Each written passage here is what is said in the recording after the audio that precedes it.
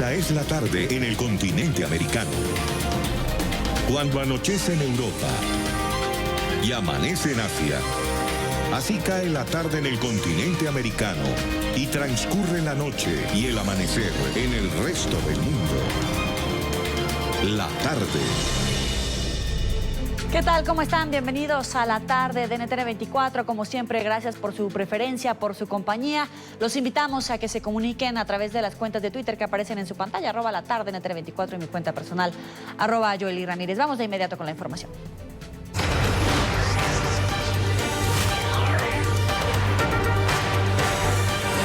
Grupo Argos, inversiones que transforman.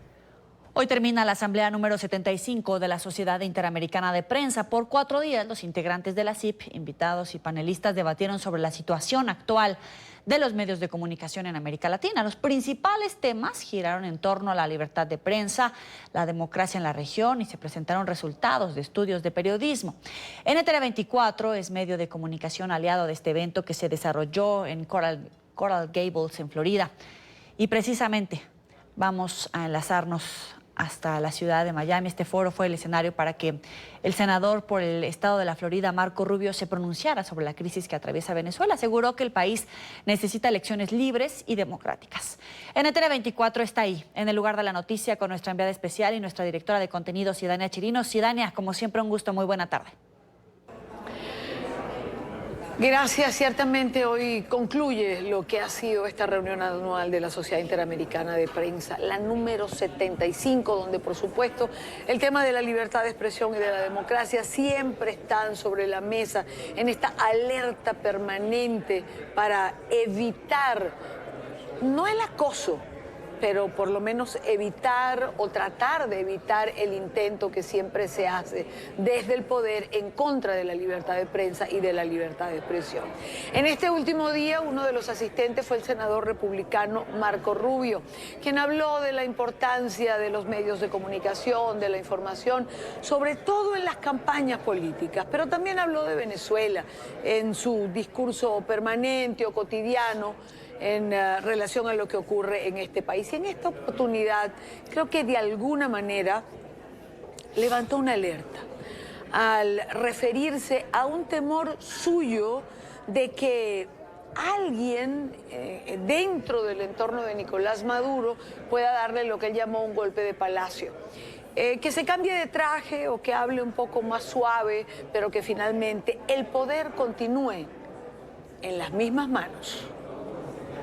Miedo mío y el peligro más grande que existe es que en un momento determinado uno de los otros mafiosos que rodean a Maduro se muevan en contra de él, lo eliminen o lo convenzan de que es el momento de cambio y uno de ellos asuma el poder o que pongan una figura nueva, pero el poder sea en manos de uno de estos mafiosos que lo rodean. Entonces yo sé cuál va a ser la reacción. Ay, mira, hay alguien nuevo y se puso un traje y habla muy bien el inglés o habla un poco de inglés. ¿Por qué no le vamos a dar una oportunidad? Y ahí perdemos 10 años más. Es decir, lo que le dicen en inglés un palace coup es lo más peligroso que puede ocurrir en Venezuela en este momento, que simplemente cambien el nombre pero sigan el mismo sistema con algunos cambios cosméticos.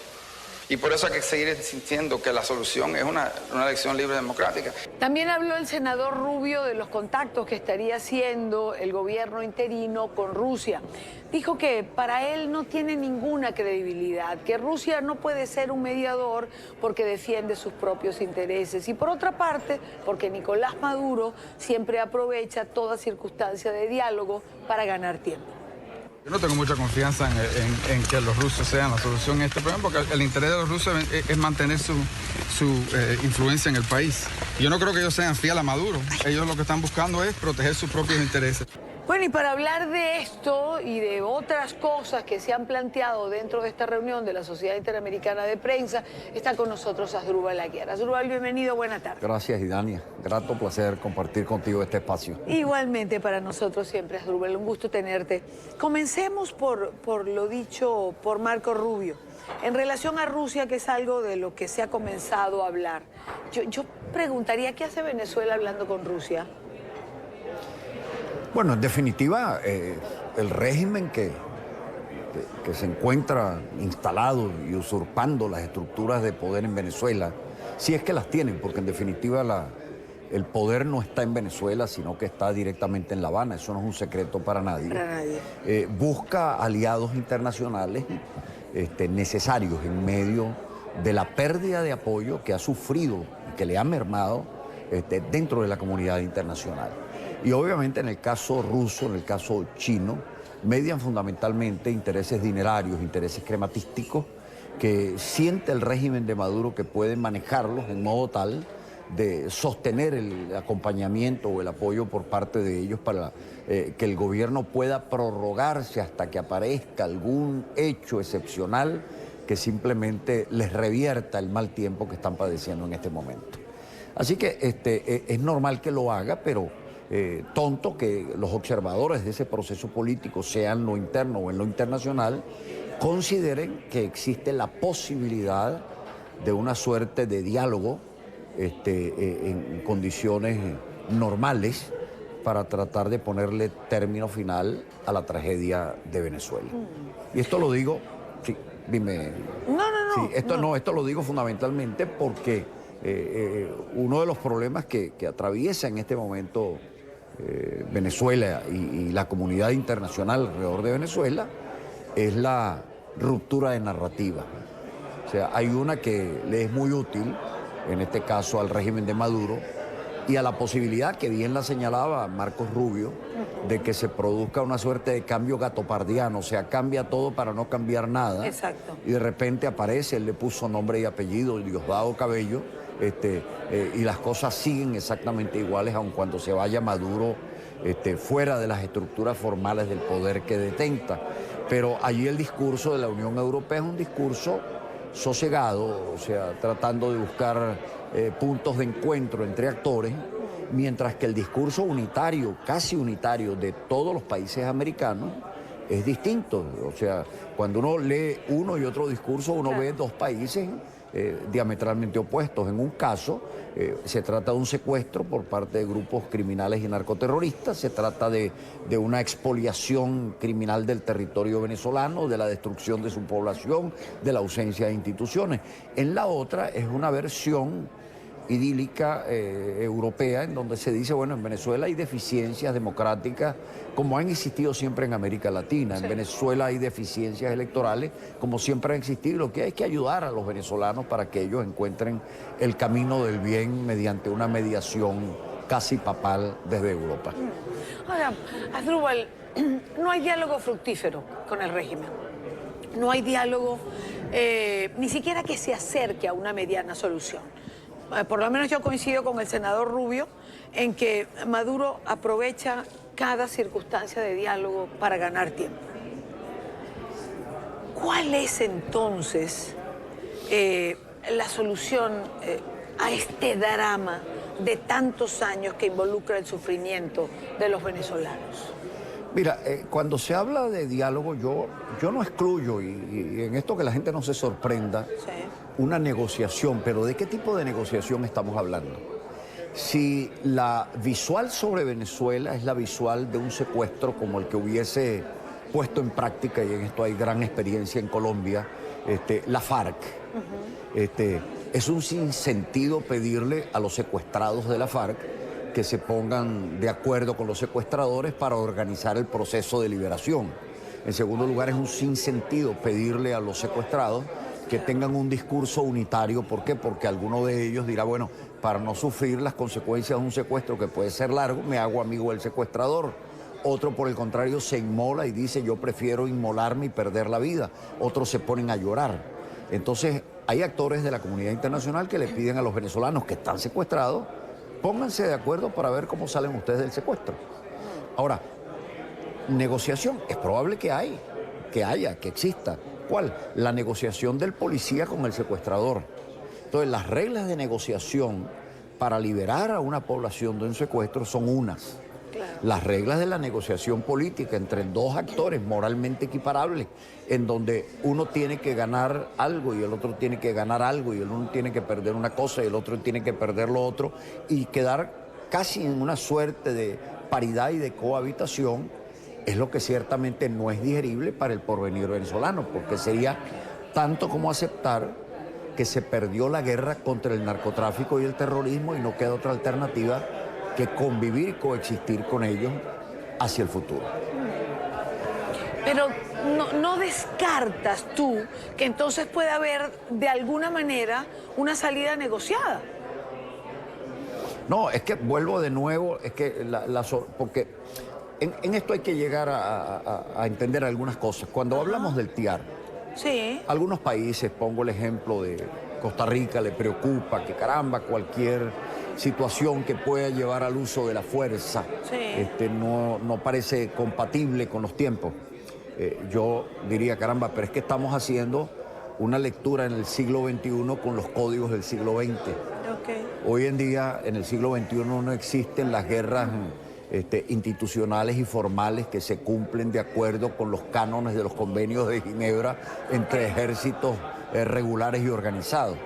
Las guerras del siglo XXI son guerras de quinta generación. Hay otras maneras de presionar que no tienen nada que ver con el disparo de armas ni con la movilización de cañones. Okay.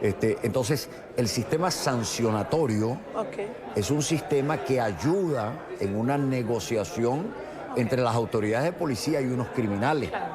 Obviamente, si el policía se siente que está en paridad moral con el delincuente, con quien ha violado la ley, allí no median sanciones como elementos condicionantes de la negociación. La policía ejerce presión sobre el secuestrador hasta que el secuestrador no le queda más remedio que rendirse en la negociación. El problema es que en Venezuela hay dos visuales que han venido simplemente prorrogando la agonía, porque tenemos dos diagnósticos médicos. Sí. Y cada uno ve su media realidad o su realidad parcial de acuerdo a sus intereses ideológicos o políticos o económicos. Okay. El problema es que necesitamos ver la realidad tal como es, a la luz de quienes están padeciendo estas consecuencias. La población venezolana, claro, la población colombiana, la población peruana, la población ecuatoriana, como consecuencia de este trasiego de migraciones que ciertamente no tenía preparadas las condiciones económicas, sociales y políticas para poder ser receptadas en condiciones de normalidad, ¿no? Claro, claro. Es decir, todo suma. Para salir de esto hay un conjunto de medidas en paralelo, todas a la vez, todas son importantes, ninguna puede dejarse de lado. Así es, así es. Ok. Asdrúbal, dejando, digamos, de lado el tema Venezuela, que era imposible eludirlo por las declaraciones del propio senador Rubio, no quiero estar ausente en nuestra conversación de lo que ha sido la reunión de la Sociedad Interamericana de Prensa, de estos 75 años que se han conmemorado en esta oportunidad y de esta alerta permanente que se levanta en la cotidianidad por preservar la libertad de expresión y su vínculo necesario con la democracia. Mira, creo que es un momento muy especial, excepcional, diría yo, para la CIPO. Cumple 75 años. Yo he participado en las asambleas durante los últimos 20 años y noto que hay una suerte de punto de quiebre, para llamarlo así. Cuando insurge la radio, los editores y los periodistas de la prensa escrita intentaban juzgar a la radio con los cánones del periodismo tradicional. Lo mismo ocurrió en el paso de la radio a la televisión y casi que estuviese repitiéndose esto cuando se hace el juicio sobre las redes, que son realmente los mecanismos y medios naturales para la transferencia de noticias, con un cambio impresionante, porque en el pasado habían emisores de información que eran muy pocos para un gran público. Hoy en día los emisores de información es el gran público que nutre a su propia realidad de todas las informaciones que consideran que son pertinentes y necesarias. Entonces, ahí hay un cambio en los actores del mundo de la información y eso hay que verlo como un elemento novedoso. En segundo lugar, creo que las redes han contribuido, no sé si a fortalecer todavía la experiencia de la democracia, porque la democracia comienza a sufrir también sus cambios en sus formas de hacerse, en sus estándares, pero por lo menos para confrontar al poder bruto y al poder arbitrario. O sea, no hubiese sido posible desnudar las tragedias de Venezuela, la tragedia de la Bolivia de Morales, la tragedia del Ecuador de Correa, la misma tragedia china, si no se hubiese producido el fenómeno de Internet, de Twitter, de Instagram, de todos estos mecanismos en donde el periodismo subterráneo y digital ha ensanchado no solo el pluralismo de los datos, sí, la ha democratizado sino que ha permitido confrontar directamente a los medios autoritarios. Claro, la gran pregunta que nos hacemos, y era el motivo del panel en el que tuve el honor de participar con Yamil Mahuat y Laura Chinchilla, expresidentes de Ecuador y de Costa Rica y miembros de IDEA, reside en esto: cómo el mundo político y cómo la prensa asume ahora a los internautas. Sí. Porque la primera queja es que a través de las redes están surgiendo lo que se conoce como las fake news, las noticias falsas, claro, la manipulación de realidades para tratar de insertarse en creencias parciales que tienen determinados sectores de la población, y se miente y se falsea la realidad. Bueno, pero la verdad es que la mentira en el mundo de la política y en el mundo comunicacional ha estado siempre a la orden, y hay formas de desnudarla. En esta oportunidad, a través de los métodos tradicionales, todavía no hemos encontrado la fórmula para poder purgar a la fake news, pero sí existe también todavía una suerte de ambiente nublado alrededor del tema de la realidad, y por eso yo hablaba de la posdemocracia y la posverdad como contexto para el diálogo con los expresidentes. Sí. ¿Y a qué me refería? Que hoy en día hay percepciones de la realidad que para un sector no son reales, pero para otro sector sí lo son. Anteriormente, el periodista, tú que eres comunicadora de larga experiencia, manejaba la realidad con sus fuentes, la realidad con fuentes autorizadas, la realidad objetiva que tenía, y luego le daba un encuadramiento intelectual en donde podía matizar la realidad, pero tenía que presentársela al público como una suerte de veredicto que fuese asumido como verdad. Okay. Hoy en día se ha invertido el camino, porque la noticia surge del corazón, surge de la emoción, surge del símbolo y va al encuentro de la realidad. Entonces toma solo de la realidad aquella parte que le satisface personalmente o a su grupo o a su red de internautas o a aquellos con los cuales se vincula porque los considera similares. Okay. No le importa lo que piensa sobre esa realidad el resto de la humanidad. Y por eso el ejemplo de Venezuela. Los europeos ven a Venezuela, que es una realidad sufriente, como una realidad de deficiencia democrática.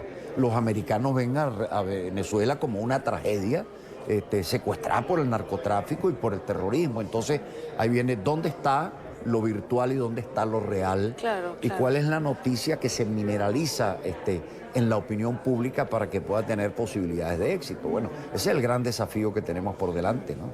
El gran desafío y el gran debate, es decir, en medio de todo esto, ¿quién pasa a ser el fiel de la balanza? Es que anteriormente, esto venía, y lo comentaba, por cierto, Laura Chinchilla y Yamil Mahuat, del gran debate.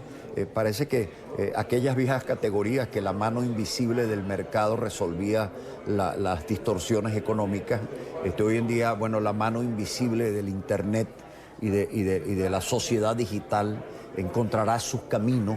En el pasado se decía no, entonces tiene que ser la mano visible del Estado la que controle. Hoy la gran pregunta que se hace: ¿qué gobierno tiene capacidad o posibilidad de legislar Claro. este mundo interconectado a nivel global y planetario, inclusive satelital? Sí. O sea, es un despropósito, es una tontería, sino que lo digan dictadores como Nicolás Maduro Moro en Venezuela. Claro. Pero ¿quién va a ejercer el control? Los dueños o directores o gerentes de las grandes plataformas como Google actuarán ellos como censores de qué ingresa o no ingresa como noticia porque se considera que es falsa o verdadera o atenta o no atenta contra la dignidad de la persona humana. Allí hay un gran debate. Ahí lo resoluble, que es lo que indica el sentido común democrático, es que no se desindexen noticias porque se considera que afectan, sino que se anclen las versiones alternativas para que quien abra una noticia que pueda ser falsa o que la considera falsa, sepa que hay distintas alternativas y distintas visiones al respecto, ¿no? Pero no se puede tampoco borrar la memoria histórica que se va creando día a día a través de las plataformas, ¿no? Es un debate fascinante y creo que de aquí en adelante ese es el gran debate en todos los foros comunicacionales, precisamente el que estamos conversando con Asdrúbal Aguiar. Como siempre, un gusto tenerte. Gracias, Idania, no todo lo contrario. Gracias a ti. Gracias. Regreso con ustedes a nuestro Centro Internacional de Noticias. Gracias, Idania. A las 4:21 en Bogotá, Quito y Lima. Vamos a esta hora a revisar otras noticias de la agenda informativa del día. Es noticia el inicio del sínodo sobre Amazonía, en el que el Papa Francisco rindió homenaje a la cultura indígena. En el evento, que debatirá durante 3 semanas los problemas ecológicos y sociales de la selva tropical, el pontífice indicó que no había ninguna diferencia entre las plumas que utilizan estas comunidades y el sombrero que llevan los jerarcas de la Iglesia. Ayer me dio mucha pena escuchar aquí dentro un comentario burlón sobre ese señor piadoso que llevó las ofrendas con plumas en la cabeza. Decime, ¿qué diferencia hay entre llevar plumas en la cabeza y el tricornio que usan algunos oficiales de nuestro dicasterio? Es noticia el inicio de la semana de anuncios de los premios Nobel. 2 estadounidenses y un británico ganaron el galardón de medicina 2019 gracias a una investigación que permitió comprender cómo los niveles de oxígeno afectan el metabolismo celular y las funciones fisiológicas.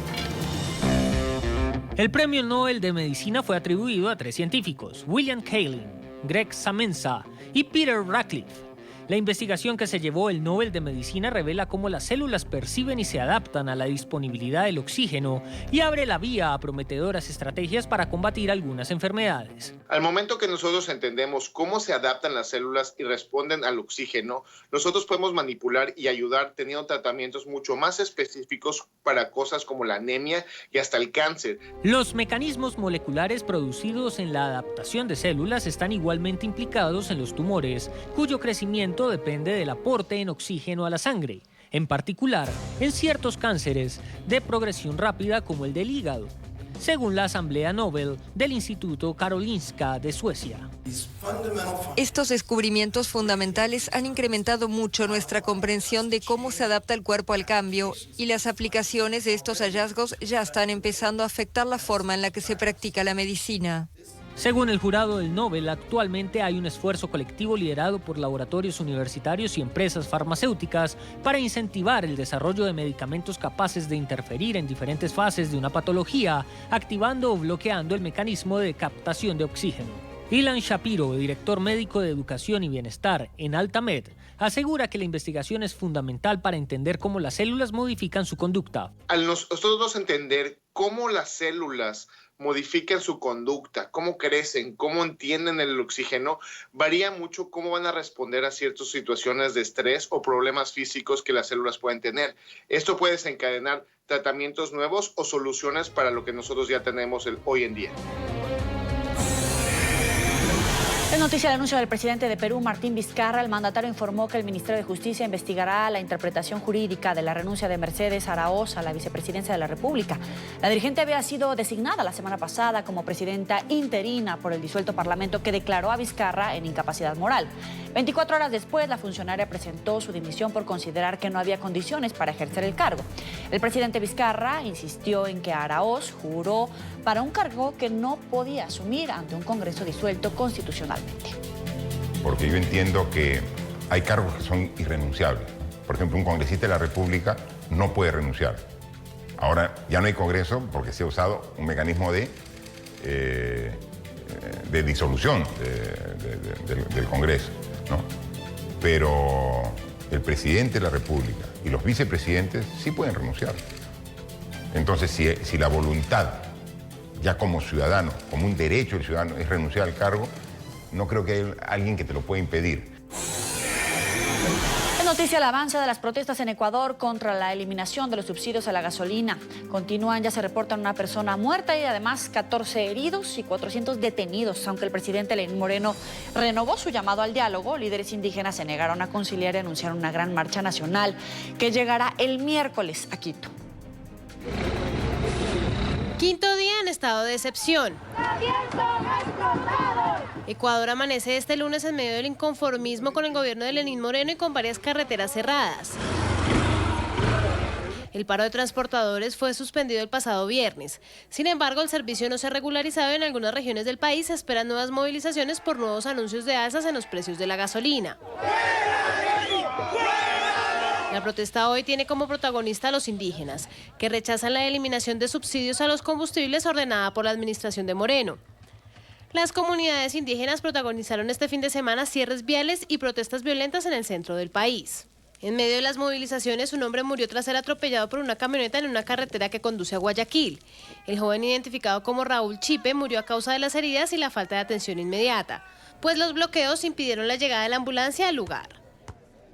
El presidente reaccionó haciendo un llamado al diálogo sin ceder en su decisión a que se sancione a quienes han robado a la nación, a que se controlen los precios y se castigue a los especuladores. Cuando se decidió terminar definitivamente con el asalto a los recursos del pueblo ecuatoriano por parte de traficantes inescrupulosos de diésel y gasolina, queridos compatriotas ecuatorianos, estoy decidido.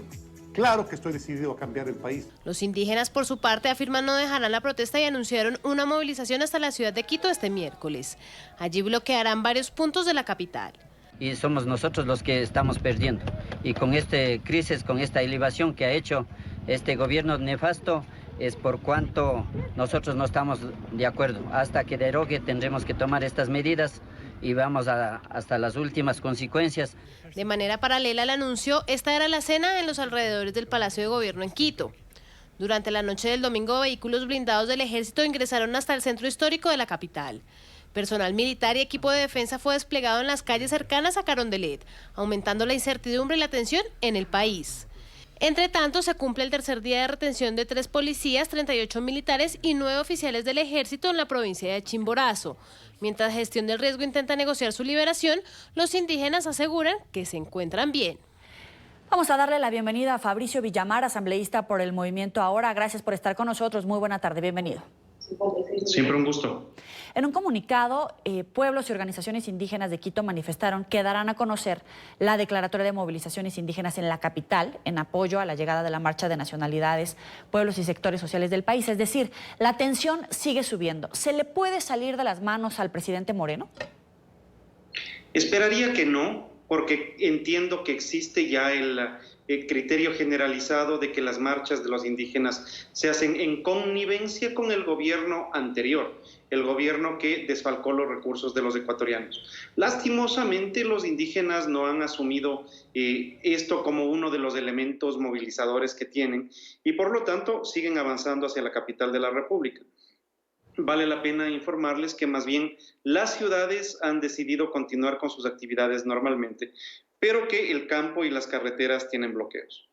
Pero este colectivo indígena del país, que según estadísticas representa alrededor del 7% de la población, acude a la capital para manifestarse, no solo por la subida de los precios de los combustibles, sino también, entre otros temas, por las demandas que se están desarrollando para que se respete su jurisdicción y una educación bilingüe. Es decir, hay muchas solicitudes que se están combinando en estas protestas en una franja no tan pequeña de la población. ¿Se puede contener, se puede reducir, controlar la protesta para que siga su curso legal de libre manifestación constitucional y pacífica sin caer en más números rojos como los que ya estamos viendo? Tengo la sensación de que se podría desperdiciar una oportunidad en la que los indígenas puedan exponer cuál es su plataforma de pedidos para el gobierno. Y por otra parte, lo que es la constitucionalidad o la garantía que tiene que entregar la República, a quienes se sientan inconformes y que quieran protestar, me parece que hay que tenerlo claro. Lo que no se puede es, so pena de las protestas, atacar ambulancias, destruir bienes patrimoniales de las ciudades, atacar a otros ciudadanos o peor todavía, formar parte de las hordas que han comenzado a hacer saqueos en empresas privadas, en comercios. Me parece que se desnaturaliza el objetivo de la protesta cuando dentro de los colectivos que organizan esta protesta hay delincuentes que atacan a la propiedad privada. Y justamente hay grupos que están reteniendo militares, que están reteniendo policías. Esto va más allá de las motivaciones auténticas o legítimas de una protesta. ¿Qué tratamiento es el que se le debe de dar cuando ya va más allá de la protesta e incurren en delitos puntuales como este que les menciono? Hace pocas horas han sido liberados ya los militares que estaban retenidos, de tal manera que no pudieron aterrizar en la Tacunga y fueron llevados a Guayaquil. Están bien en la ciudad de Guayaquil y no hay mayores problemas respecto del estado de los militares. Pero es evidente que la retención contra la voluntad de ecuatorianos, independientemente de que sean militares o no, acarrea responsabilidades que son penales. Y me parece que parte de las cosas sobre las cuales se tiene que operar es sobre el respeto a la ley. Vale la pena quizás comentar el momento económico. Es un momento económico difícil para la República del Ecuador. La República del Ecuador acogió la dolarización. No hay forma de que funcione la dolarización sin dólares. ¿Cómo entran dólares a la República del Ecuador? Por medio de las exportaciones, ya sea de productos básicos como el petróleo o por las exportaciones que hacen los empresarios. El Ecuador reemplazó su matriz de inversiones evitando que sean los privados y que lo haga el sector público. Cuando se acabó la plata del sector público y los impuestos son demasiado altos para que la gente los pague, tan así que solamente tienes el 35% de la población económicamente activa tributando y laborando legalmente, es evidente que solamente ese 35% está sosteniendo la economía de la República. Por eso, parte de las cosas que se tiene que considerar es lo siguiente. En primer lugar, no importa si es que la gasolina, que es parte de las protestas, cuesta 1, 2, 3 o 4 dólares. Lo importante es que tú tengas el 1, 2, 3 o 4 dólares que cuesta. No importa si es que la gasolina vale $1 si es que tú no tienes los recursos.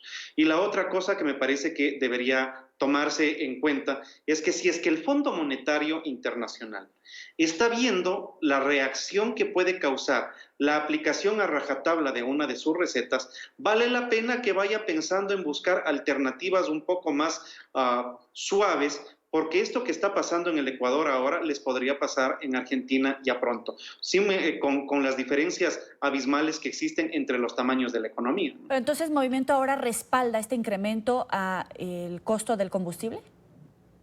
No, nosotros lo que nos estamos planteando es que estas son medidas que se tenían que tomar. Y semánticamente hay que tener muchísimo cuidado, porque la decisión que se ha tomado es la de la eliminación de un subsidio, pongámoslo en estos términos.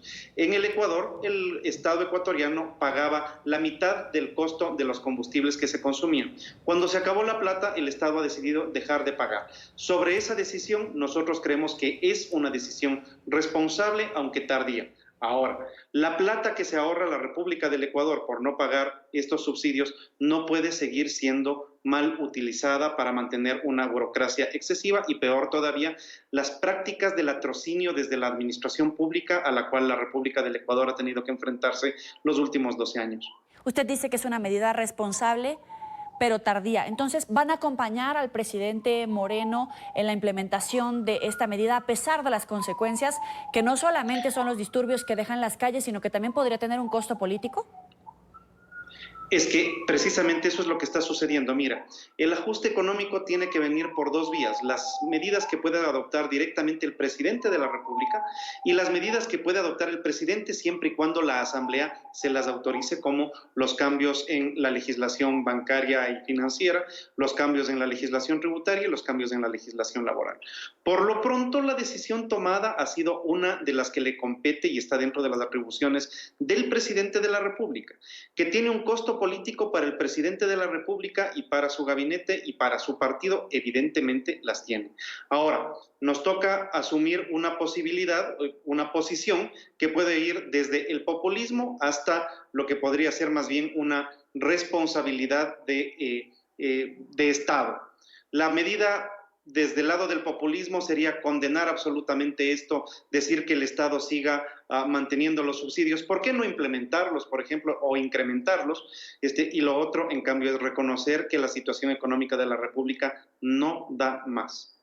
Ahora, hay movimientos de protesta que legítima que antes lideraban los transportistas y que ahora están liderando los indígenas. Pero hay sectores que acusan al expresidente Correa de estar detrás de la protesta. Hoy por hoy, cuando usted habla de vándalos, ¿quién los está encabezando? ¿Quién está encabezando esta protesta que no tiene solamente estos tintes de legitimidad, sino también de sabotaje a estos incrementos económicos, a esta protesta pacífica de indígenas? Gente vinculada al gobierno de Correa ha estado asusando a estas masas de ecuatorianos que están llevando su protesta y que terminarán de alguna manera haciendo el trabajo sucio a la gente que no tiene legitimidad democrática ya en la República. De tal manera que estos actos en donde yo creo que es necesario reconocer y garantizar el derecho a la protesta de los ecuatorianos, pero no puede verse empañado por actos vandálicos, por sabotajes y menos todavía por saqueos a bienes privados. Estas cosas son dignas solamente del gobierno que antecedió. Correa está saboteando entonces el gobierno de Lenín Moreno. Yo creo que sí. Hasta sus últimas consecuencias, más allá de las calles, porque esta protesta puede seguir creciendo. Esta protesta puede seguir creciendo si es que no se encuentran los mecanismos para sentarse en una mesa y tomar las decisiones. Mira, parte de las cosas que hay que entender es que la vía de los combustibles no es la única vía de equilibrar la economía. Tienes algunos elementos que todavía no se han tomado. Por ejemplo, en el Ecuador cada fin de año opera una comisión entre los empleadores, los empleados y el Estado para determinar cuál tiene que ser el salario mínimo en la República. Esa es una buena oportunidad, por ejemplo, para compensar los costos de la subida de los combustibles. La otra alternativa es todo lo que se está ahorrando el Ecuador debería reinvertirlo en el campo, de tal manera que se tecnifique el campo, se aumente la producción y puedes mejorar los precios. Pero en definitiva, todas estas son medidas que debería verlas el gobierno, no sé si es que las están viendo, y tampoco sé si es que están dispuestos los indígenas a encontrar una alternativa, porque lo más grave de esto es que suele pasar que quienes se sientan a la mesa de negociación son los que salen beneficiados del esfuerzo de los muertos y de la sangre que ponen otros que están en las calles. Le agradezco estar con nosotros al asambleísta Fabricio Villamar. Muchas gracias por estar aquí en la tarde de NTN 24. Siempre un gusto, amigos. Buenas tardes. Hasta luego. Vamos a la primera pausa en la tarde. Recuerde seguirnos en las cuentas de Twitter, las tienen en su pantalla. @NTN24, @NTN24B, mi cuenta personal, @Joely Ramírez. Al regreso, Donald Trump sufre una dura derrota judicial. La justicia le ordenó al presidente de Estados Unidos presentar sus declaraciones de impuestos. Ya volvemos. Gracias por seguir con nosotros. Avanzamos con la agenda informativa. Un segundo informante estaría dispuesto a testificar en contra de Donald Trump en el proceso de juicio político que se adelanta en el Congreso por la supuesta presión del republicano sobre el mandatario de Ucrania para que investigara a su rival político, el demócrata Joe Biden. Mientras tanto, Trump acusa a la presidenta de la Cámara de Representantes, la demócrata Nancy Pelosi, de traición y pidió que sea destituida de forma inmediata. En Washington, Emiliana Molina tiene toda la información. Adelante, Emiliana. Muy buena tarde. Hola, ¿qué tal? Muy buenas tardes. Pues en las últimas horas el Comité de Inteligencia y el Comité de Supervisión y de Asuntos de Relaciones Exteriores de la Cámara de Representantes enviaron citaciones al Pentágono y a la Oficina de Asuntos de Presupuesto de la Casa Blanca para intentar recibir o obtener más información sobre la polémica llamada entre el mandatario estadounidense Donald Trump y su homólogo ucraniano Volodymyr Zelensky, donde Trump presiona a su homólogo para que investigue a su posible rival en las elecciones presidenciales del 2020, Joe Biden. Por otro lado, el Ejecutivo ha continuado criticando a aquellos legisladores que lo investigan. Entre estos, a la líder de la Cámara de Representantes, Nancy Pelosi, y también al presidente del Comité de Inteligencia de la Cámara Baja, Adam Schiff. Nancy Pelosi sabía de todas las mentiras y fraudes masivos perpetrados contra el Congreso y el pueblo estadounidense por Adam Schiff, en la forma de un discurso fraudulento pronunciado como una estafa despiadada y de las reuniones ilegales con un denunciante y abogado altamente partidista. Esto hace que la nerviosa Nancy sea tan culpable como Schiff por los altos crímenes y delitos menores. E incluso por traición, supongo que eso significa que ellos, junto con todos aquellos que malvadamente coludieron con ellos, deben ser inmediatamente impugnados. Las críticas del Ejecutivo surgen después de que se conociera información de que hay un segundo denunciante. Esta vez este tiene información de primera mano de la llamada entre Trump y Zelensky. Y según el abogado que estaba protegiendo y también asesorando al primer informante, pues este ya cuenta con múltiples denunciantes que tienen conocimiento de primera mano o de segunda mano de lo que se llevó a cabo en esta conversación entre el presidente estadounidense Donald Trump y su homólogo ucraniano, donde también, recordemos, estuvo presente el secretario de Estado Mike Pompeo.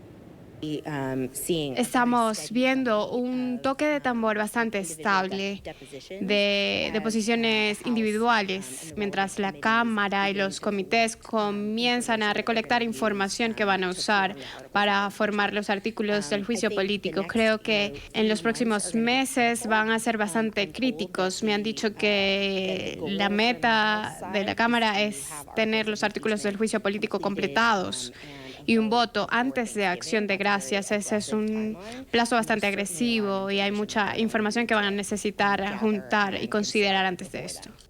La identidad de los denunciantes aún se desconocen y recordemos que agencias de inteligencia estadounidenses van a continuar protegiendo la información de estos dos personajes y cualquier otra persona que salga a denunciar las acciones del Ejecutivo, pues este es un deber, según las agencias de inteligencia, de estas personas que trabajan, por ejemplo, en la CIA, denunciar este tipo de acciones que podrían poner en riesgo las elecciones estadounidenses para el 2020.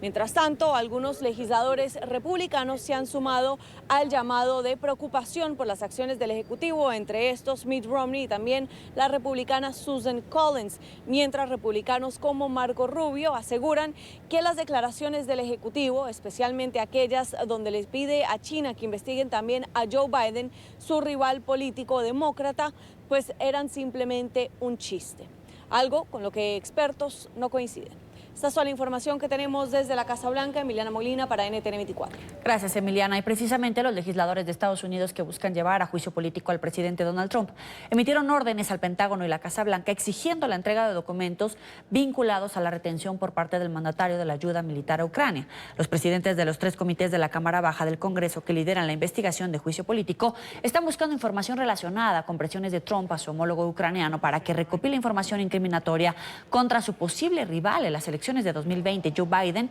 y supuesto condicionamiento de la ayuda militar a Kiev.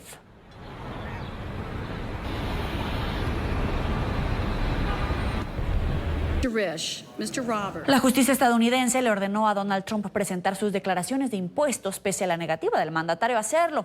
Un juez federal consideró que los presidentes no son inmunes a las investigaciones penales como lo argumentaba su defensa. El fiscal del distrito de Manhattan tiene abierta una investigación penal contra Trump por los presuntos pagos que hizo durante la campaña presidencial de 2016 para silenciar a 2 mujeres con las que habría sostenido una relación íntima. El segundo circuito de la Corte de Apelaciones de Manhattan le concedió al líder republicano una suspensión temporal de la entrega del documento, a la espera de que un grupo de magistrados revise la investigación. Esto implica que la firma Mazars USA, encargada de submitir la declaración de impuestos de Trump, no tendrá que hacerlo por ahora. El plazo que tenía era para hoy a la 1 de la tarde. Sin embargo, el panorama complica cada vez más la posibilidad de que el mandatario logre mantener sus finanzas en secreto, a pesar de haber prometido durante su carrera en la Casa Blanca de 2016 cumplir con sus obligaciones legales. Yo entregaré mi declaración de impuestos apenas termine la auditoría. Yo he sido auditado por 15 años. Yo conozco muchas personas ricas que nunca han sido auditadas. A mí me auditan cada año y podría quejarme, pero no me quejo, no me importa. Hace parte de mi vida, siempre me audita IRS. En días pasados, Trump intentó ampararse en la inmunidad presidencial para evitar dar a conocer el tan solicitado documento. Sus abogados insistieron en que quedaba libre de la investigación mientras estuviera en el cargo. Trump además ha intentado paralelamente impedir que Deutsche Bank entregue registros financieros, que según la institución incluyen declaraciones de impuestos. El líder republicano volvió a cargar contra los demócratas e insistir en que todo forma parte de un complot en su contra para sacarlo de la Casa Blanca. Los demócratas radicales de izquierda han fracasado en todos los frentes, por lo que ahora están presionando a los fiscales locales demócratas de la ciudad de Nueva York para que busquen al presidente Trump. Una cosa como esta nunca le había pasado a ningún presidente antes, ni siquiera cerca. Pero este no es el único frente que intenta bloquear Trump por sus impuestos. El presidente ya presentó también a finales de julio una demanda a título personal contra el Comité de Medios y Arbitrios de la Cámara de Representantes, de mayoría demócrata, y contra el Estado de Nueva York para tratar de bloquear que sus declaraciones fiscales llegaran al Capitolio. La Corte Federal del Distrito Sur de Nueva York retomó hoy el juicio por narcotráfico contra Juan Antonio Hernández, hermano del presidente de Honduras. La Fiscalía a cargo de la causa tiene en su lista a llamados a indagatorias a más capos de la droga que ahora colaboran con las autoridades. Noticia en desarrollo con nuestro periodista en Nueva York, Alejandro Rincón. Muy buena tarde, adelante.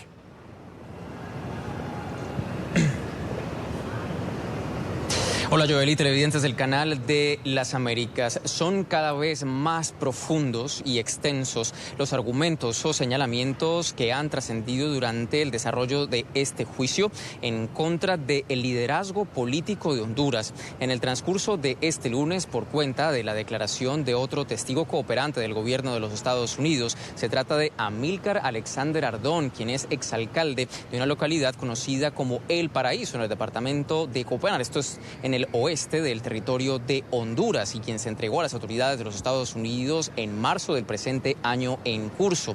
Él, a través de su testimonio, declaró cómo, siendo un socio clave y estratégico del acusado de Tony Hernández, en este caso en particular, pues fue el líder y conspiró en distintas oportunidades, por lo menos desde 2004 hasta 2010, en una serie de operaciones de distribución y de tráfico de toneladas de cocaína, cuyo destino final era hacia los Estados Unidos. Pero más allá de esto, lo que ha generado sorpresa nuevamente dentro de la sala del juez Kevin Castle a cargo de esta causa ha sido cómo este nuevo testigo cooperante confirmó un indicio del cual ya teníamos conocimiento desde el inicio de este proceso judicial, que en efecto hubo $1 millón que provinieron directamente de Joaquín El Chapo Guzmán y del líder del cártel de Sinaloa, con el objetivo de apoyar campañas políticas del Partido Nacional en Honduras.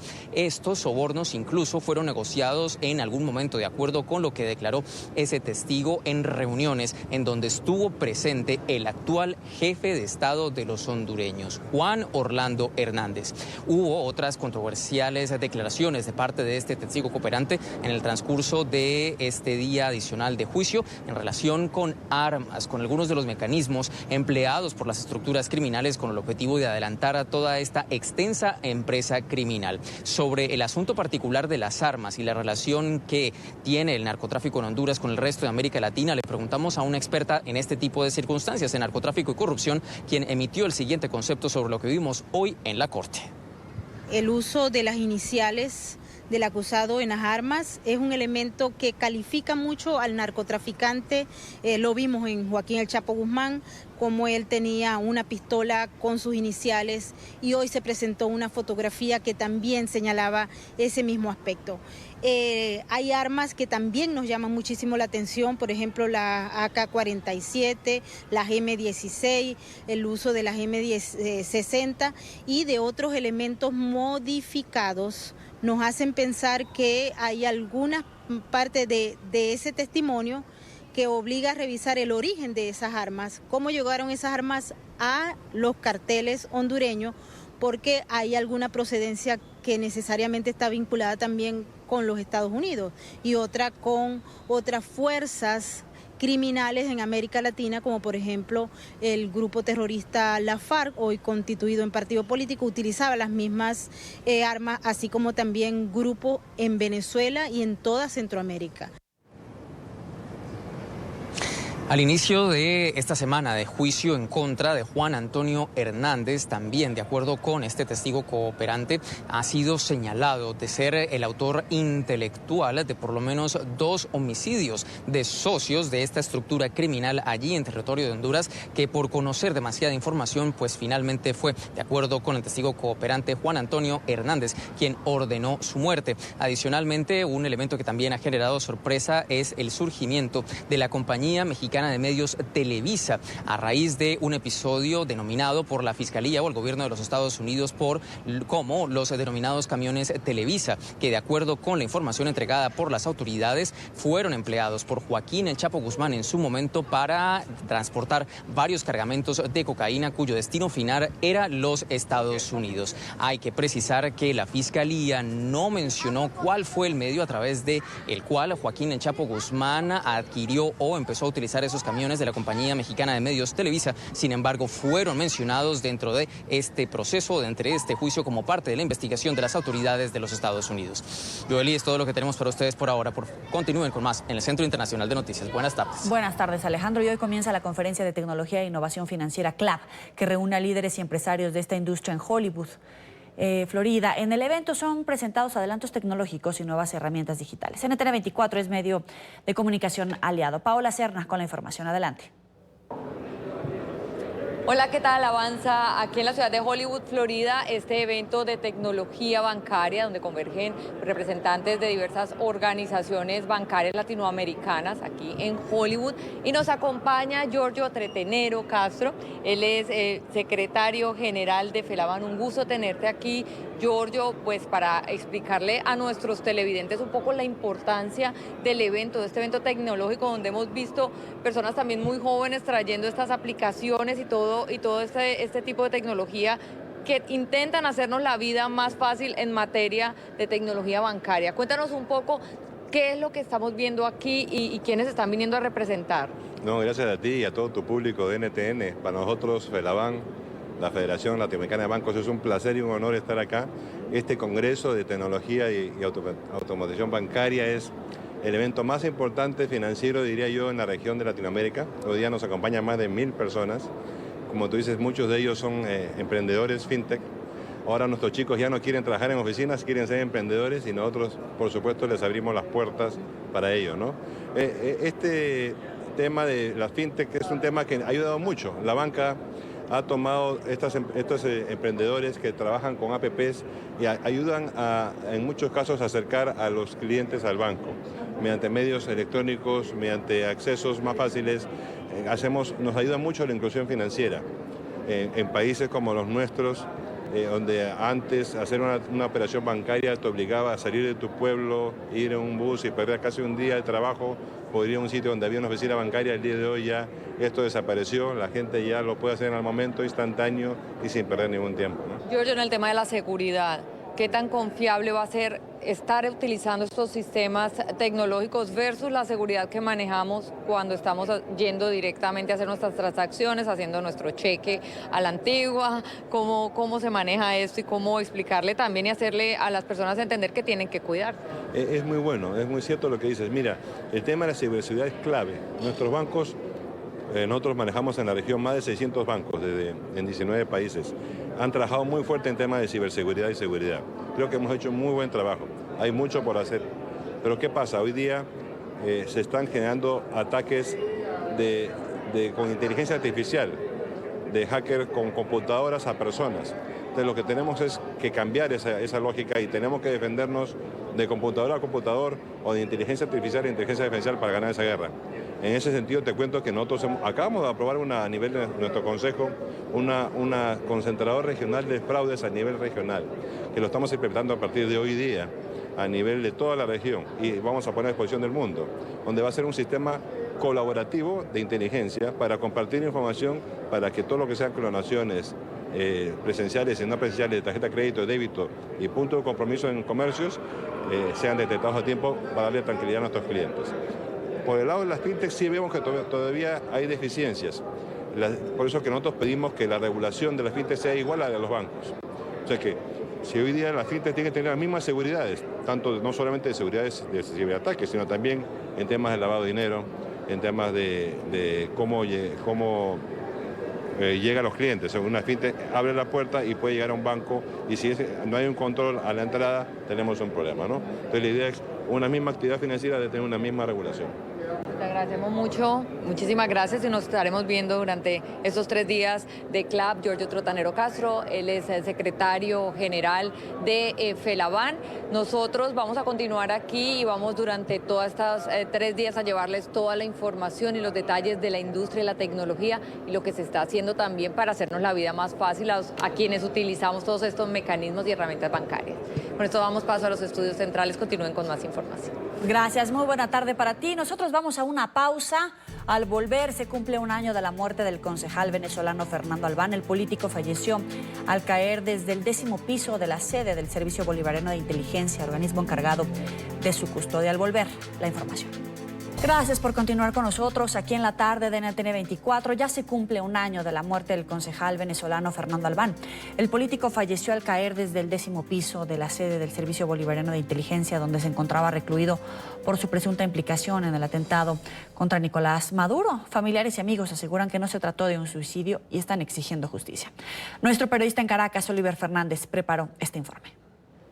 Minutos después de la muerte del concejal Fernando Albán, el fiscal designado por la constituyente Tarek William Saab informó al país sobre el presunto suicidio. Albán estaba bajo custodia del Servicio de Inteligencia. El ciudadano solicitó a Albán ir al baño y estando allí se lanzó al vacío desde un piso 10. Ya ha pasado 1 año. La familia insiste en que fue un vil asesinato. Estos momentos y para mi familia. Una cosa sí estamos seguros nosotros y tenemos la seguridad de que Fernando, mi hermano, no se suicidó. A mi hermano lo asesinaron. Fernando Albán fue detenido el 5 de octubre de 2019 y llevado a los calabozos del Servicio de Inteligencia. Presuntamente la tortura habría ocasionado su muerte 3 días después de su detención. Lo que sucedió con Fernando y que luego fue corroborado por el exdirector del SEBIN y ante alguna entrevista ante medios internacionales y además fue corroborado por varios informes policiales que quisieron silenciar y ante organismos internacionales se ha hecho la denuncia y se ha avalado esa denuncia, es que Fernando fue vilmente torturado y luego lanzado del piso 10 del SEBIN. Son 365 días de agonía para la familia. El padre del concejal solo pide la verdad de los hechos y cárcel para los responsables. Bueno, justicia. Que nadie quede impune la muerte. Un gran hijo, un gran esposo, un buen hermano. El fiscal madurista Tarek William Saab dijo que habrá consecuencias para aquellos que insistan en la versión del asesinato. Por lo tanto, son personas que están mintiendo y eso frente a la sociedad tiene una consecuencia. La familia de Fernando Albán denuncia que ha sido perseguida. Como puede ser cuando te desmiembran una familia. Mi hijo está fuera, mis sobrinos están fuera, todos los sobrinos están fuera, mi cuñada está fuera. No pudo venir al entierro de su esposo. Este martes, la Asamblea Nacional le rendirá un homenaje al concejal Fernando Albán. La diputada Amelia Belisario espera que los diputados de Nicolás Maduro respondan a lo que han considerado es un asesinato. En Caracas, soy Oliver Fernández, NTN 24. Y a esta hora nos acompaña Ramón Alfredo Aguilar, abogado de Fernando Albán, cuando fue presentado en tribunales el 7 de octubre, día antes de la muerte, y actualmente abogado de la familia, viuda, hijos y padres del concejal. Abogado, gracias por estar con nosotros. Bienvenido. Muchas gracias, Yoli. ¿Qué ha pasado en este año de un duro proceso para la familia, para recopilar toda la información y avanzar ya en las instancias internacionales donde tienen un proceso abierto, pero que es difícil consolidar en 1 año, aunque es demasiado tiempo para establecer la justicia en este caso? Bueno, desde el principio, quienes trabajamos en materia de derechos humanos entendemos que lo primero que hay que hacer es la documentación y la denuncia. Y luego la difusión. En el proceso de documentación nosotros hemos presentado múltiples denuncias, primero ante la Fiscalía. El propio día 6 de octubre, antes de su muerte, fue denunciada la desaparición forzada, ya que no se sabía dónde fue trasladado y no fue puesto a la orden de tribunales. Luego de la muerte, nosotros en el día... ¿Usted la denunció ese día? La hermana del concejal, la que acaban de entrevistar, Mariela, junto con una diputada de la Asamblea Nacional, ante la División de Derechos Humanos de la Fiscalía, colocó la denuncia de la desaparición forzada de Fernando Albán. Luego de la muerte y de esa entrevista que dio el fiscal usurpador diciendo que Fernando se había suicidado, inmediatamente salieron otros organismos y otras personas que han estado presas y denunciaron que incluso un material periodístico que señalaba que en el baño del piso 10 no existe ventana. Allí está la primera contradicción. Además, el ciudadano fiscal, si se supone que es el que está llamado por la ley y por la Constitución a investigar el hecho, no puede a los 2 minutos concluir con la investigación. Eso es una falta de seriedad y es un inmediato encubrimiento de lo que realmente ocurrió. Nosotros apenas logramos tener 20 minutos de acceso al expediente, porque en ese expediente nunca se ha querido averiguar la muerte de Fernando Albán. Allí lo que se estaba averiguando era la fuga de Fernando Albán. Y luego hacen la parodia de acusar a unos funcionarios del SEBIN por incumplimiento del deber de custodia, como si Fernando Albán se hubiera evadido o hubiera escapado. ¿Qué hicimos nosotros? En esos 20 minutos que aprovechamos muy bien, pudimos detectar una serie de irregularidades que desmienten por sí sola la tesis del supuesto suicidio. ¿Cómo cuáles? Bueno, ya se ha dicho, el cuerpo de Fernando Albán primero fue movido. No existen fotos del hallazgo. Eso viola las normas sobre el control de custodia, la cadena de custodia. En segundo lugar, el cuerpo fue hallado sin esposas. Todos los funcionarios que declaran en el expediente dicen que estaba esposado con las manos hacia adelante. Cuestión que además físicamente hace muy difícil el hecho de que se haya lanzado, porque donde supuestamente se lanzó se trata de una ventana basculante que apenas abre 40 centímetros. De manera que tendría que ser una especie de contorsionismo para poder tener la forma y lanzarse una suerte de clavado, que además con las manos esposadas hubiera implicado por lo menos la fractura del vidrio de la ventana o algún golpe en la cara o algo por el estilo. Además, una persona que está en custodia, ¿cómo hace para escaparse de una sala donde había más de 15 policías? Imagínese usted, si fuera una persona agresiva, bueno, los desarma y acaba con toda la policía, tipo película, o sea, una cosa que no coincide. Como les decía, el cuerpo también fue hallado sin zapatos. Se suponía que él iba a ser trasladado a los tribunales, lo iban a trasladar descalzo, cuando hay policías que dicen que no, que él estaba calzado. Adicionalmente, el propio señor Tarek William dijo que había un gran charco de sangre. Con esto que él quería decir que, bueno, que había caído con vida y que por los pulsos del corazón todavía no existe tal charco de sangre. No existe ninguna foto donde haya ni siquiera una gota de sangre en el piso. Entonces, estos elementos, aunados a las fotografías de la autopsia que fueron proveídas por funcionarios policiales, demuestran que no es como se señala en la tesis oficial. Hay una información de la diputada Amelia Belisario que dice que el exdirector del SEBIN, Christopher Figueras, confirmó el asesinato de Albán. Yo le quiero preguntar, ¿hay información, hay testigos, hay pruebas en contra de algún funcionario en particular por asesinato? Es decir, este concepto, el delito como tal de asesinato, ¿cómo lo están avanzando en tribunales internacionales? Porque entiendo esta parte que ya está avanzada en tribunales internacionales, pero para procesar a alguien por homicidio, ¿cómo se está avanzando?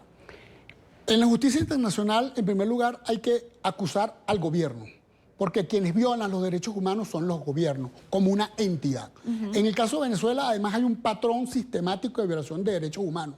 El caso del teniente Acosta es un caso muy similar. Fue desaparecido y cuando apareció murió a los pocos minutos porque había sido torturado. Aquí hay un patrón de conducta, hay un ataque sistemático a la disidencia. Juan Requesén, el diputado, está preso por órdenes de la misma juez que mandó encarcelar y forjó la orden de aprehensión contra Fernando Albán. Fernando Albán primero fue aprehendido, fue desaparecido y después se inventó la orden. Y esto lo digo con toda propiedad, porque la orden apareció con una fecha en la que el tribunal estaba cerrado. Eso no puede ser. Además, el tribunal se mantuvo cerrado y tampoco recibió a Fernando Albán el día domingo, cuando fue presentado. Sobre la misma excusa de que estaba cerrado. ¿Cómo es posible que el tribunal esté cerrado para dictar una orden, esté abierto para dictar una orden, pero esté cerrado cuando la Constitución dice que solamente son 48 horas? En la justicia internacional, cuesta más delimitar las responsabilidades individuales, sobre todo cuando el Estado no da la información, porque la justicia internacional no está dentro del país para tomar las declaraciones de testigos. Sin embargo, nosotros, precisamente el día de hoy, le solicitamos al ciudadano embajador Calderón Berti, el embajador de Venezuela acá en la República de Colombia, que como representante del Estado, del verdadero gobierno venezolano, pida la colaboración de entidades colombianas o de otros países para que nos permitan hacer un análisis técnico forense serio que nos sirva para presentarlo ante la Comisión Interamericana o ante el Comité de Derechos Humanos de la ONU para demostrar la responsabilidad del gobierno. Pero para llegar a la individualización de esos responsables tendremos que hurgar mucho más. Tendrá el gobierno que colaborar o tendremos que tener un nuevo gobierno donde las instituciones funcionen y donde este señor general Christopher Figueira hable con la verdad. ¿Ustedes han podido entrevistarse con él? No, pero es que él dijo de manera genérica, general, que él tenía conocimiento, pero él está obligado, porque si no es un encubridor de los hechos. Él no era director, hay que aclarar, él no era director del SEBIN en ese momento. El director del SEBIN era el general Gustavo González López, quien tiene una única denuncia en Venezuela. ¿Cómo es posible que una persona que dirige un centro de tortura, que ha detenido por meses, detenida personas con orden de escarcelamiento, que secuestraban estudiantes en las protestas y cobraban por liberarlo, ¿cómo es posible que tenga una sola denuncia? La única respuesta es porque han logrado lo que han querido, que es atemorizar a la población, atemorizar a los ciudadanos y de alguna forma minimizar la disidencia política. Ahora, finalmente, ¿cómo está la familia? Porque pasa el tiempo, conforme pasa el tiempo han ido incorporando estos nuevos elementos, pueden avanzar en tribunales internacionales, ahora con la Embajada de Venezuela en Colombia, designada por el presidente Juan Guaidó. ¿Qué esperanza tiene la familia de que haya justicia en el caso de Fernando Albán? Bueno, nosotros seguimos trabajando, nosotros seguimos recabando pruebas, nosotros seguimos presentando estos indicios. Lamentablemente, la justicia internacional es muy lenta. Apenas la Comisión Interamericana en el año 2019 está tratando denuncias del año 2008. Hay una mora muy amplia, muy extensa, que para los deudos es cuestionable desde el punto de vista humano decirle a la viuda, a los hijos, a la señora, a la madre, a las hermanas, bueno, vamos a seguir esperando, pero no estamos esperando pacientes, estamos trabajando. También, por supuesto, mantenemos la esperanza de que en Venezuela se pueda instaurar un gobierno democrático y que las instituciones realmente funcionen. Porque estos funcionarios que fueron procesados, al no sentir ningún tipo de peso, de que van a estar realmente presos, de que realmente van a pagar por lo que se cometió, no van a decir la verdad. Pero si las instituciones funcionaran y estos funcionarios que fueron entrevistados son realmente interrogados por otros buenos funcionarios, por un buen fiscal, por otros buenos policías, seguramente se van a ver las inconsistencias y van a salir las verdades a flote. Además, si permitieran la exhumación del cadáver, si se aplicara el protocolo de Minnesota, que le hemos pedido más de 50 oportunidades, seguramente un experto independiente, internacional o puesto por la familia, pudiera dar evidencias técnicas, científicas de lo que realmente ocurrió con el cuerpo y con la vida de Fernando Albán. ¿Y la familia, en términos psicológicos, cómo ha llevado este año? Bueno, es una familia muy religiosa. La señora Meudo Cío es una mujer de mucho trabajo, muy preocupada por sus hijos. Y ella ha tenido una gran fortaleza. Por supuesto, son momentos difíciles ahorita que se cumple un año de la muerte, del asesinato, pero ellos se han sobrellevado por su fe, por su trabajo. Los muchachos están en la universidad estudiando, han continuado adelante. Fernandito ya sacó el nivel técnico y ahora va por la licenciatura en Ingeniería Mecánica. María Fernanda está estudiando Comunicación Social. Ellos siguen adelante con la conciencia de la crianza que le dio su papá y con el mismo sentido social. Meudi está en este momento inscribiendo una fundación llamada Fernando Albán, que va a continuar en Venezuela con las obras sociales de ayudar a los necesitados, de llevar comida a las personas con necesidad, a lo mejor algún nivel de educación también, de ayudar con la educación y de trabajar con la Iglesia Católica en la obra social que inició Fernando hace más de 10 años. Le agradezco a Ramón Alfredo Aguilar, abogado de Fernando Albán. Gracias por estar con nosotros. Gracias a ti.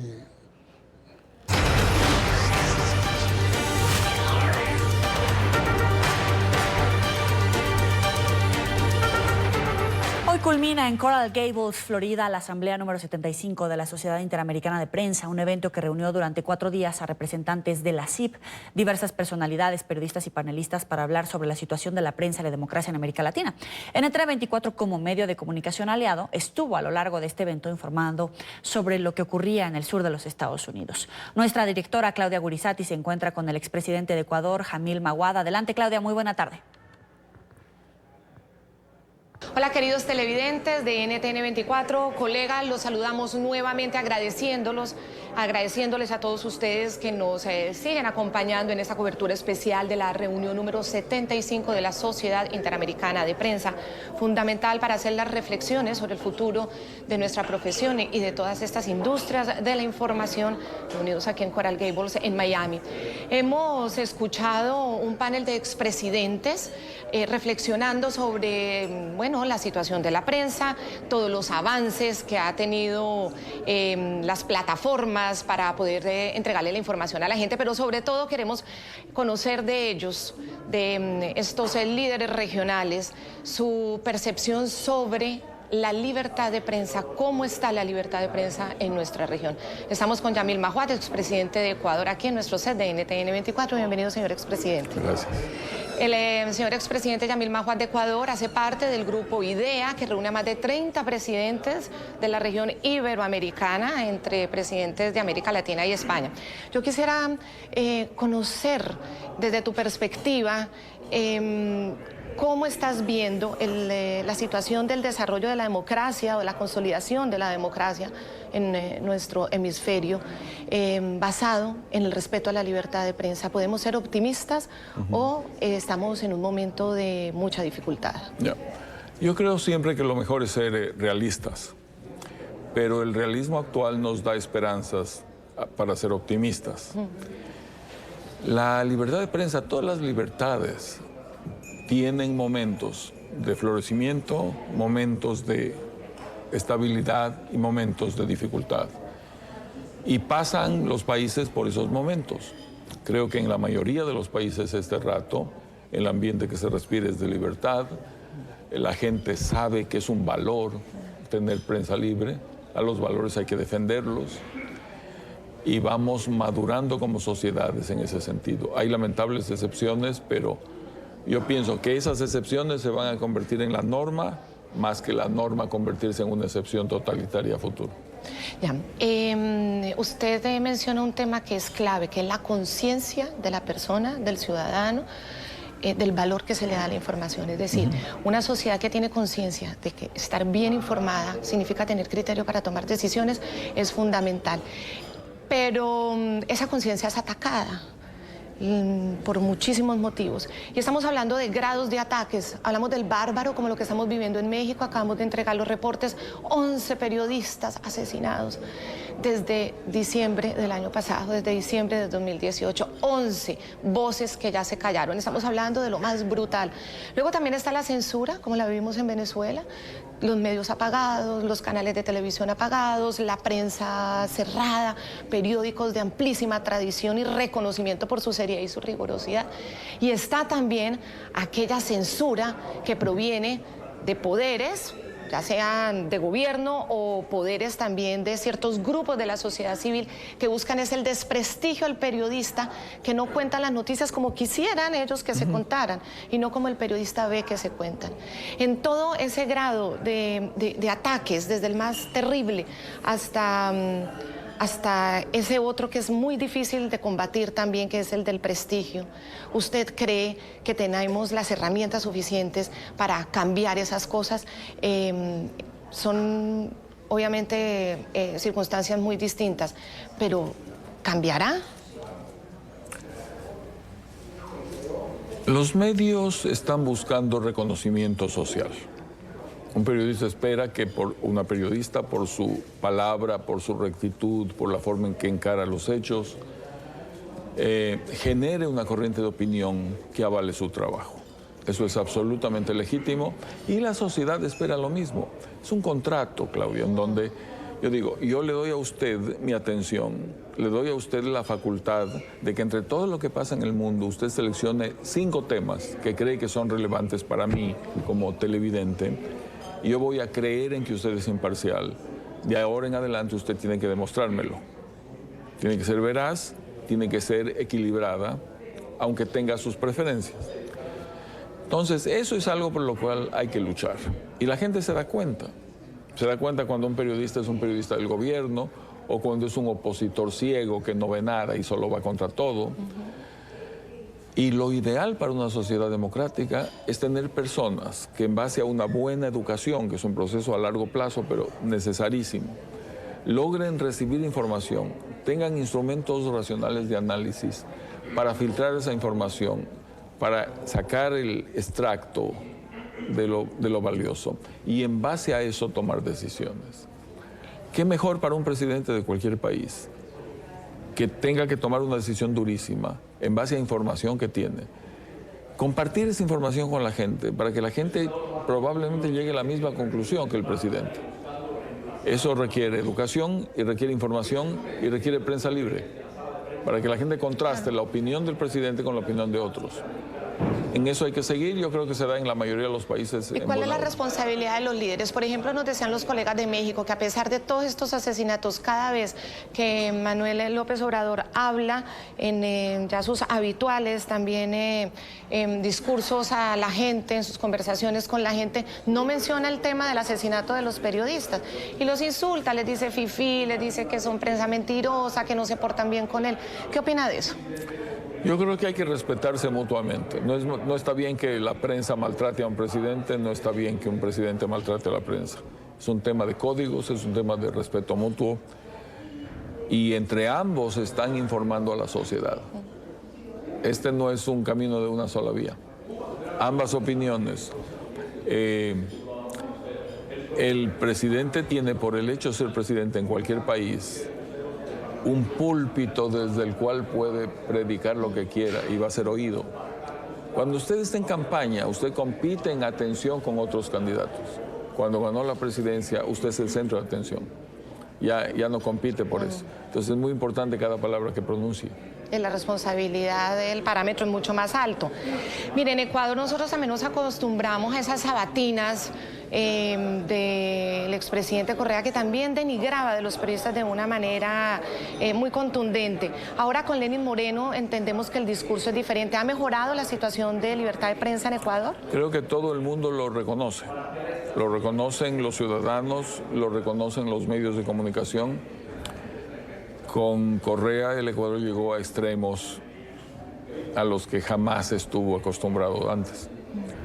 Y hemos vuelto a una tradición ecuatoriana que es mucho más de centro, mucho más democrática en ese sentido. Y sin duda la situación es distinta. ¿Y usted cree que esa tolerancia que está generando el presidente Lenín Moreno sirvió para controlar esta situación que se presentó en las últimas horas de protestas por unas decisiones de reducir los subsidios de diésel y gasolina? Y finalmente, pues él con un estado de excepción logró controlar la situación. ¿Esa forma del manejo también con la prensa y del respeto ayudó para esa situación? Siempre tener una buena relación con quienes comunican es bueno. Yo creo que esa situación en Ecuador es, como lo llamarían ustedes, noticia en desarrollo. Es decir, están pasando cosas ahora. Y una norma universal es que a la gente no le gustan las malas noticias. Y menos las que afectan el bolsillo. Así es. Eso es muy humano. Y es lógico entender que si uno siente que algo le afecta, reaccione. La pregunta que siempre hay que hacerse es, ¿qué me pasa si esa decisión no se toma? ¿Voy a estar mejor o peor que actualmente? Y ahí es donde muchas veces van a estar mejor luego de un dolor temporal. ¿Y eso no es la lógica de los populismos? Pan para hoy, hambre para mañana.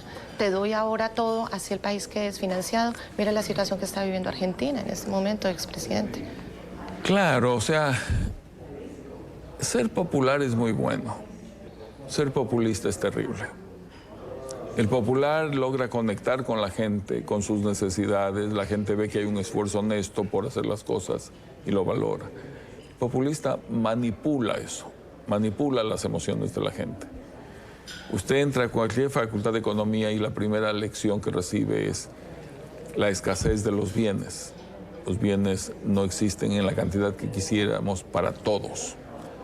Entonces los países tienen que tomar políticas de redistribución de los bienes, etcétera, atender a la mayor cantidad de la población, buscar el bien común, pero por definición son escasos.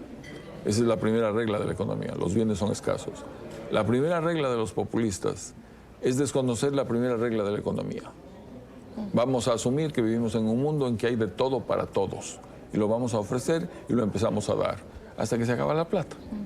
Y entonces se van, dejan al país en unos huecos terribles y les toca pagar la factura a los que vienen atrás.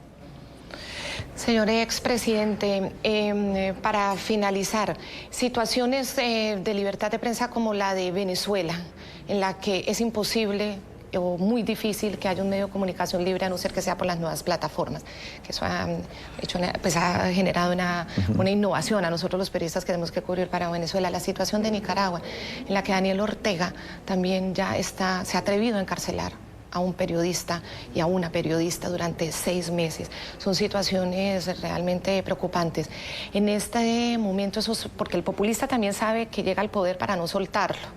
Y eso lo vivimos mucho tiempo también en Ecuador, vemos que está sucediendo en Bolivia, vemos pues lo que sucede en Venezuela y con Daniel Ortega. Frente a esa situación de la opresión de estos regímenes ya dictatoriales en contra de la prensa, ¿qué alternativa tenemos? Primero, a nivel nacional, hay que seguir, yo creo, defendiendo valores. Y la libertad de expresión es un valor. Eso significa que mucha gente sufre persecución, sufre desprestigio, sufre asesinato real o asesinato de su personalidad. Eso es un precio que hay que pagar, porque los valores hay que defenderlos así.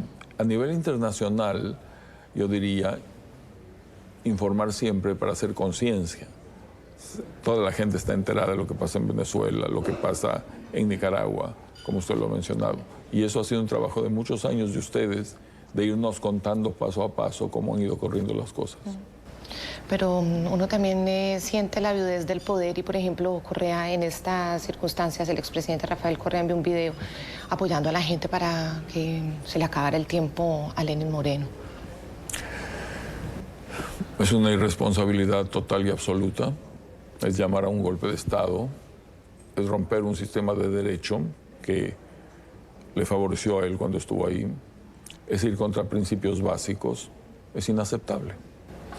Señor expresidente Yamil Mahuad, muchas gracias por habernos acompañado aquí en NTN 24.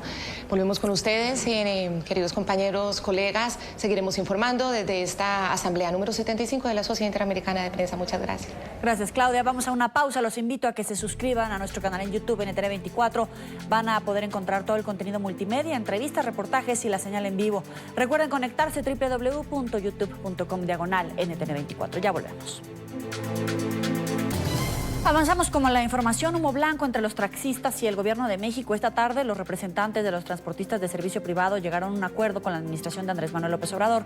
Los manifestantes exigían control para los servicios que se ofrecen a través de plataformas digitales como Uber. Aseguran que los conductores del transporte sin concesión les afecta y que las empresas extranjeras violentan los derechos y leyes mexicanas y que estas han ocasionado un desorden en México. Cabe destacar el caos vehicular que se registró en diferentes puntos de la ciudad sobre Paseo de la Reforma, así como el acceso a la Terminal 1 del Aeropuerto Internacional de la Ciudad de México. A esta hora nos acompaña José Arturo Rodríguez, representante del Movimiento Taxistas del Norte de México. Señor, gracias por estar con nosotros. Bienvenido. Muy amable, gracias por la llamada y aquí estamos a sus órdenes.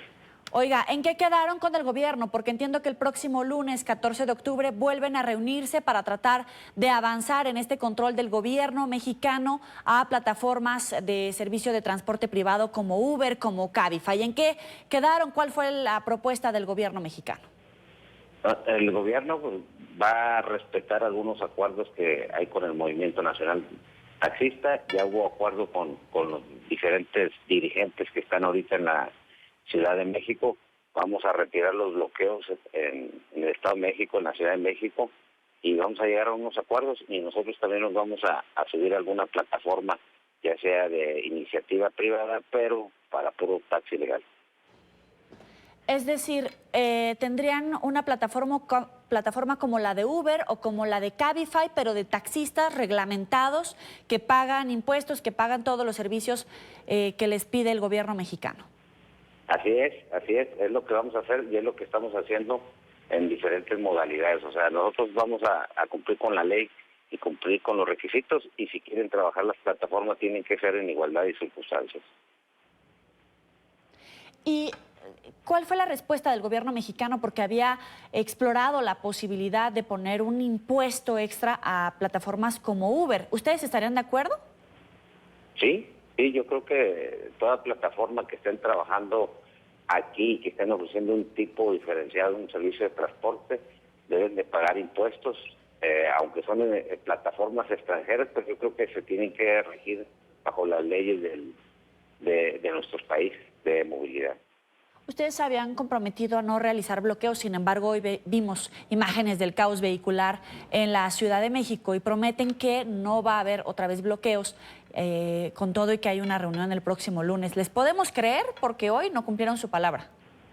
Bueno, lo que pasa es que el gobierno federal, Secretaría de Gobernación y la de Movilidad y la gobernadora Claudia Sheinbaum, por las atenciones recibidas no nos quejamos, pero por soluciones al transporte del gremio taxista no se ha dado. O sea, nos han recibido muy bien, nos han platicado muy bien, excelente, pero soluciones no nos han dado. Por eso volvimos a las calles, y si respeta la autoridad los acuerdos, nosotros vamos a respetar y no vamos a bloquear. Y si no, volveremos a las calles. Dices que no han dado soluciones. Entonces, ¿cuál es la solución que ustedes están buscando para no volver a bloquear? Nosotros lo que queremos es que haya una competencia, pero en igualdad de circunstancias, que se respeten las leyes de movilidad. Si nosotros estamos sobreregulados, pagamos diferentes requisitos, porque ellos no, si dan el mismo servicio que nosotros. Yo creo que lo que estamos exigiendo es justicia y queremos igualdad ante todos.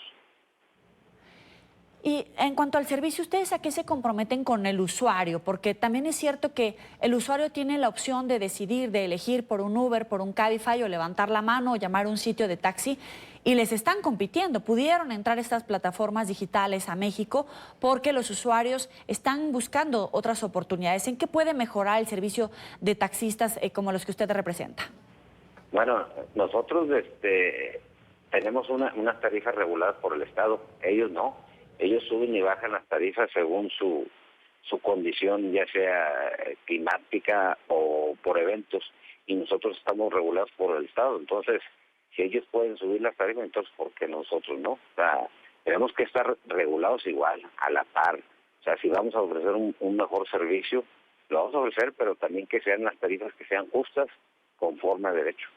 ¿Y en cuanto a la seguridad? No, y en la seguridad igual. O sea, nosotros no nos oponemos a tener nuestro nombre como nosotros lo tenemos ahí en frente del taxi, el número de concesión, y subirnos a una plataforma. O sea, si la gente pide por medio de una aplicación, nosotros también se la podemos dar. ¿Y qué más con un seguro de servicio público? Respecto a la atención al usuario, ¿qué pueden mejorar los taxistas de México? Pues como le iba diciendo, o sea, ellos están pidiendo por medio de aplicación, nosotros también nos vamos a subir a la plataforma. Si ellos quieren ver la foto y el nombre del chofer que la lleva, el número de placa, tipo de vehículo, también lo vamos a hacer. Y nosotros vamos a implementar cámaras dentro del vehículo para mayor seguridad del usuario y del mismo chofer. Ahora, si nos metemos a las cuentas de Twitter de los diferentes funcionarios, ellos salen con este humo blanco, y a ustedes todavía los escucho a la expectativa. Es decir, si hay respuesta del gobierno, no vuelven a bloquear.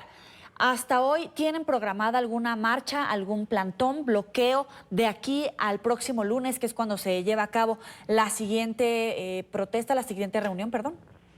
No, claro que no. Ahorita nosotros vamos a respetar los acuerdos y vamos a ver lo que dice la autoridad y que se nos haga justicia simplemente. O sea, nosotros no queremos bloquear las vialidades. Sabemos que molestamos a los usuarios y están en su derecho, pero ojalá nos entendieran que nosotros tenemos un trabajo y un oficio que tenemos que defender, porque con eso mantenemos a nuestras familias.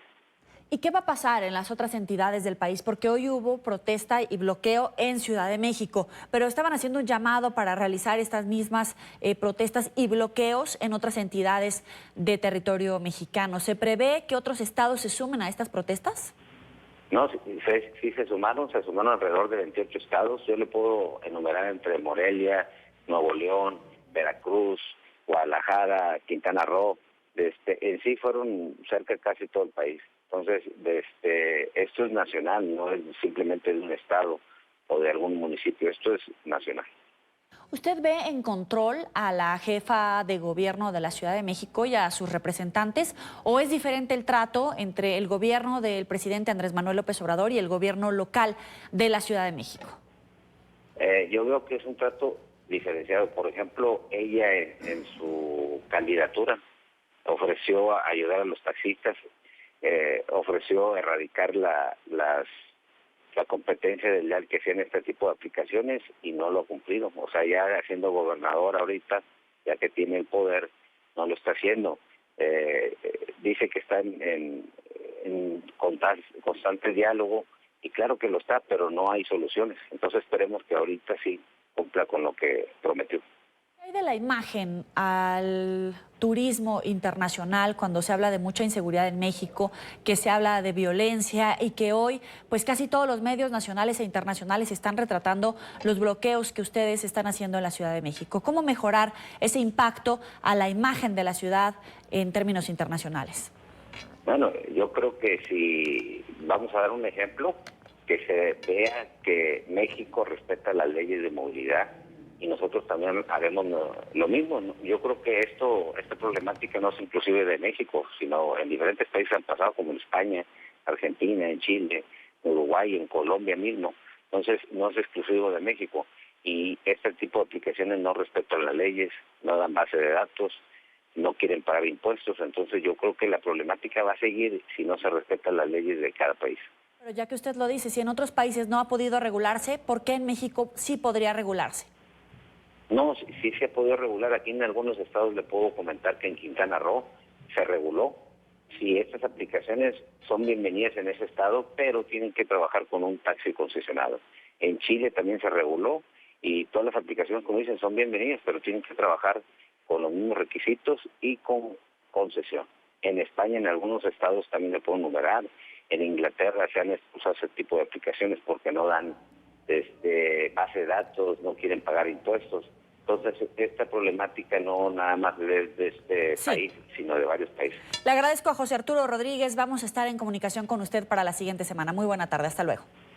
Buenas tardes. Gracias. Llegamos al final de la tarde. Recuerden seguirnos en las cuentas de Twitter y también de Instagram, @NTN24, @YoelyRamírez.journalist.